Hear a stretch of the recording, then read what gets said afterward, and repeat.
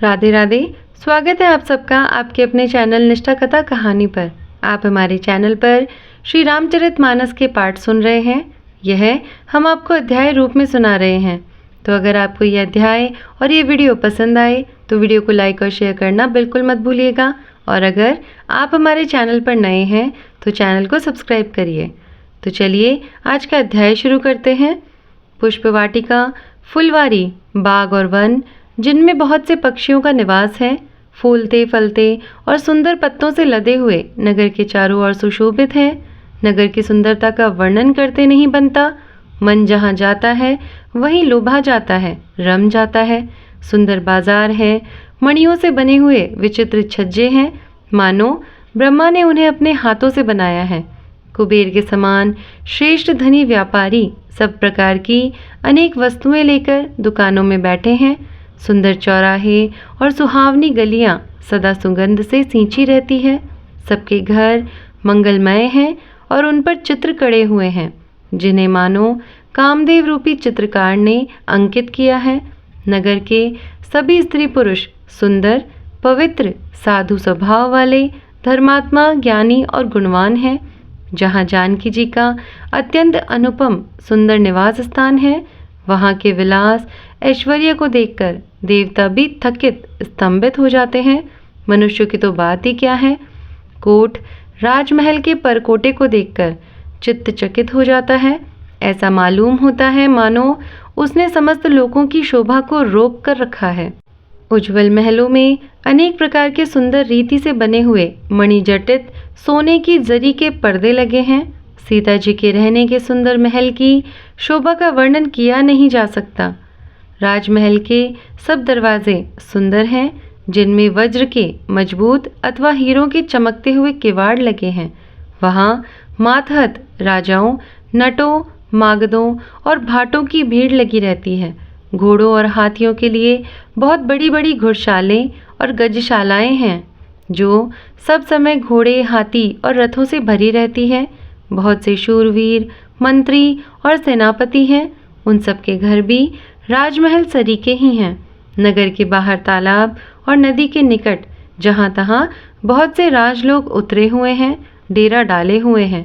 वहीं आमों का एक अनुपम बाग देखकर, जहाँ सब प्रकार के सुबीते थे और जो सब तरह से सुहावना था, विश्वामित्र जी ने कहा, हे सुजान रघुवीर, मेरा मन कहता है कि यहीं रहा जाए। कृपा के धाम श्री रामचंद्र जी बहुत अच्छा स्वामिन कहकर वहीं मुनियों के समूह के साथ ठहर गए।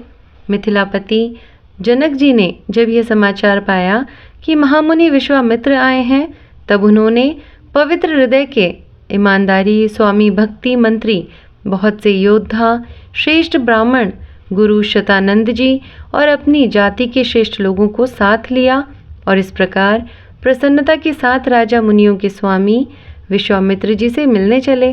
राजा ने मुनि के चरणों पर मस्तक रखकर प्रणाम किया। मुनियों के स्वामी विश्वामित्र जी ने प्रसन्न होकर आशीर्वाद दिया। फिर सारी ब्राह्मण मंडली को आदर सहित प्रणाम किया और अपना बड़ा भाग्य जानकर राजा आनंदित हुए। बार बार कुशल प्रश्न करके विश्वामित्र जी ने राजा को बैठाया। उसी समय दोनों भाई आ पहुँचे जो फुलवाड़ी देखने गए थे। सुकुमार किशोर अवस्था वाले श्याम और गौर वर्ण के दोनों कुमार नेत्रों को सुख देने वाले और सारे विश्व के चित्त को चुराने वाले हैं।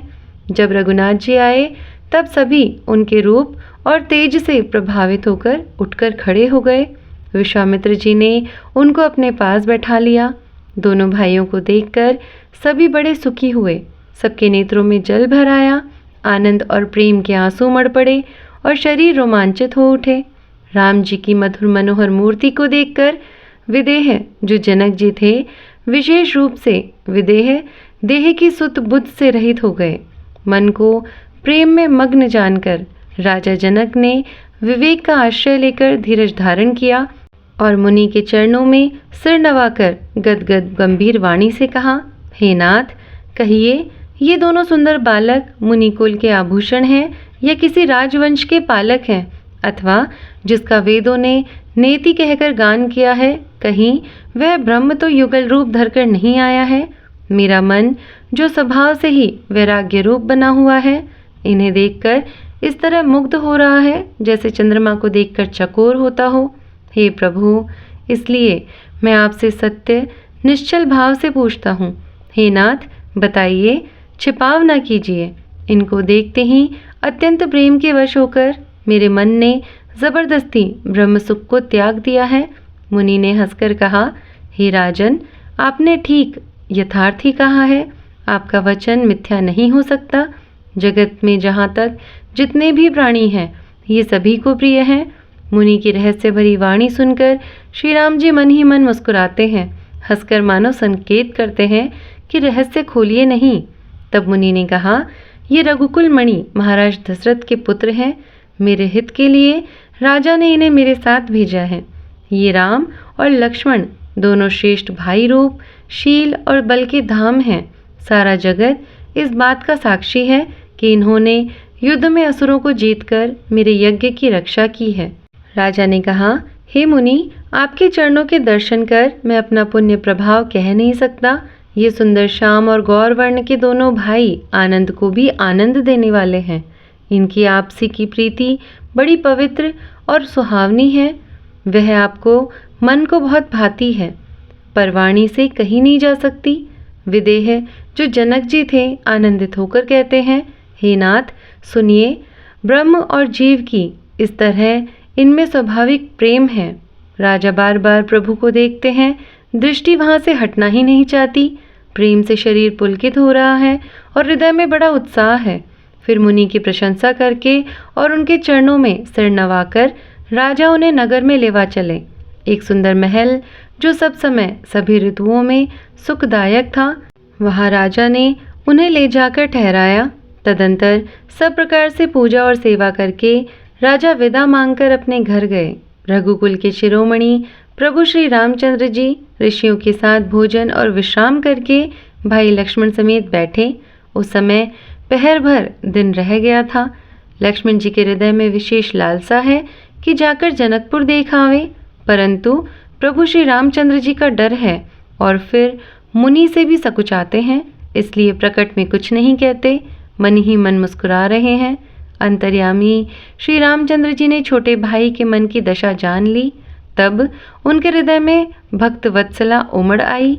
वे गुरु की आज्ञा पाकर बहुत ही विनय के साथ सकुचाते हुए मुस्कुराकर बोले, हे नाथ, लक्ष्मण नगर देखना चाहते हैं, किंतु प्रभु आपके डर और संकोच के कारण स्पष्ट नहीं कहते।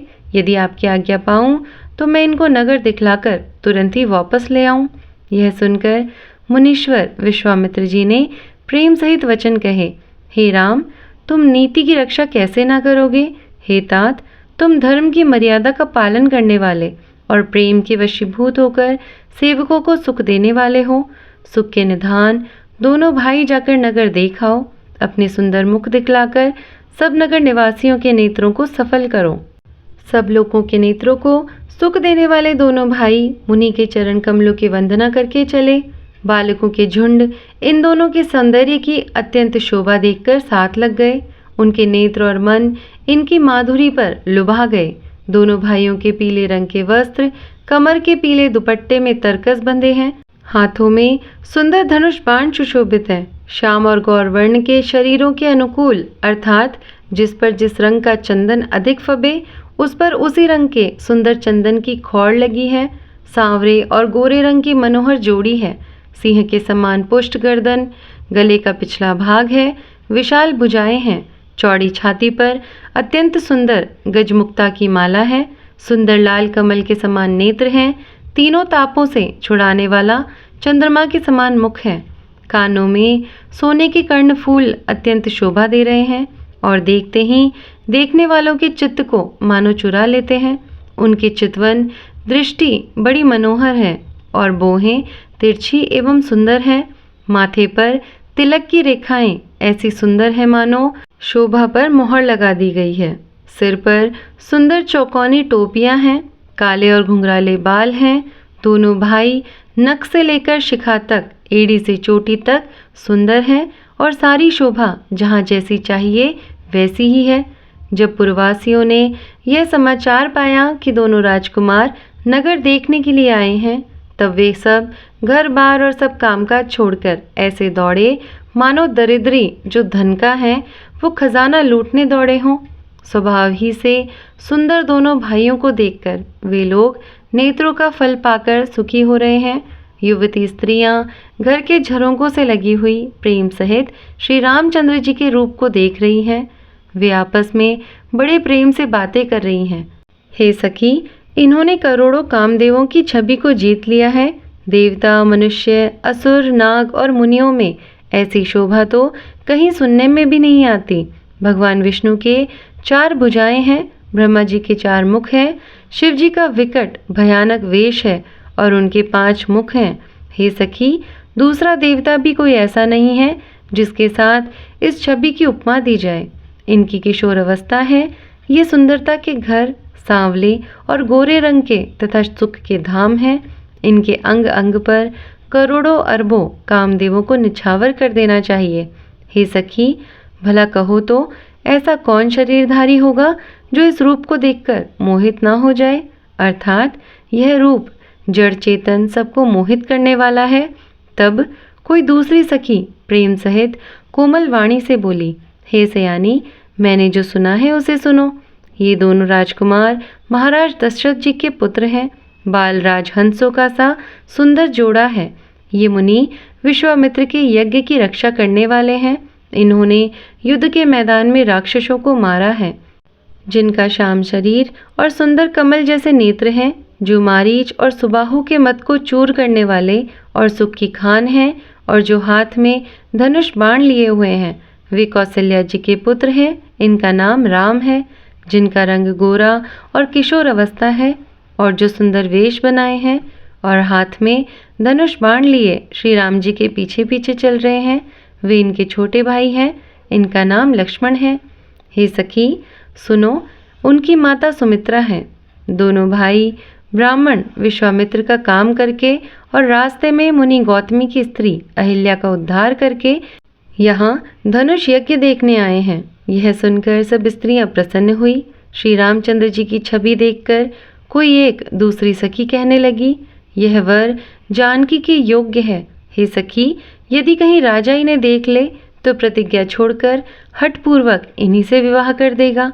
किसी ने कहा, राजा ने इन्हें पहचान लिया है और मुनि के सहित इनका आदर पूर्वक सम्मान किया है, परंतु हे सखी, राजा अपना प्रण नहीं छोड़ सकता।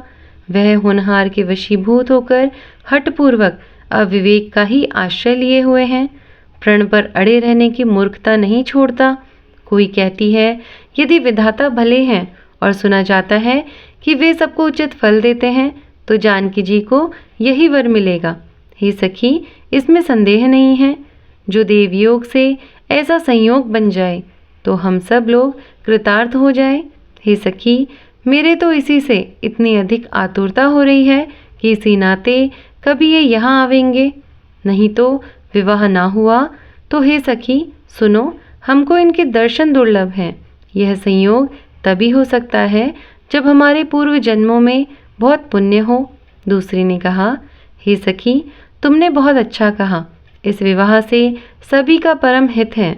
किसी ने कहा, शंकर जी का धनुष कठोर है और ये सांवले राजकुमार कोमल शरीर के बालक हैं।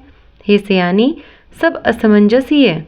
यह सुनकर दूसरी सखी कोमल वाणी से कहने लगी, हे सखी, इनके संबंध में कोई कोई ऐसा कहते हैं कि ये देखने में तो छोटे हैं, पर इनका प्रभाव बहुत बड़ा है। जिनके चरण कमलों की धूलि का स्पर्श पाकर अहिल्या तर गई, जिसने बड़ा भारी पाप किया था, वे क्या शिवजी का धनुष तोड़े बिना रहेंगे? इस विश्वास को भूलकर भी नहीं छोड़ना चाहिए। जिस ब्रह्मा ने सीता को संवार कर बड़ी चतुराई से रचा है, उसी ने विचार कर सांवला वर भी रच रखा है। उसके ये वचन सुनकर सब हर्षित हुई और कोमल वाणी से कहने लगी, ऐसा ही हो। सुंदर मुख और सुंदर नेत्रों वाली स्त्रियां समूह की समूह हृदय में हर्षित होकर फूल बरसा रही हैं। जहाँ जहाँ दोनों भाई जाते हैं, वहाँ वहाँ परम आनंद छा जाता है। दोनों भाई नगर के पूरब ओर गए, जहाँ धनुष यज्ञ के लिए रंग भूमि बनाई गई थी।